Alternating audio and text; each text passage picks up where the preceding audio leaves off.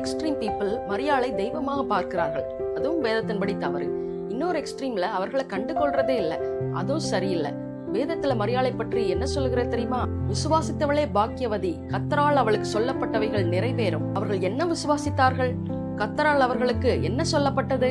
இதுவரைக்கும் சரித்திரத்திலே நடக்காத காரியம், மனிதனுடைய யோசனைக்கு அப்பாற்பட்ட காரியம், மனிதனாலே முடியவே முடியாது என்று சொல்லுகிற காரியம், இயற்கைக்கு முரணான காரியம்.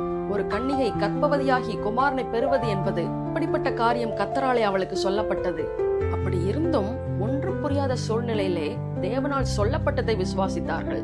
தேவனாலே கூடாத காரியம் ஒன்றுமில்லை என்று விசுவாசித்தார்கள். உடைய வார்த்தையின்படி எனக்கு ஆக கடவுது என்று தன்னை நோக்கி வந்த வார்த்தைக்கு தன்னை அர்ப்பணித்தார்கள். அதனாலே பாக்கியவதி எண்ணப்பட்டார்கள். தேவனால் அவர்களுக்கு சொல்லப்பட்டது அவர்களுக்கு நிறைவேறினது.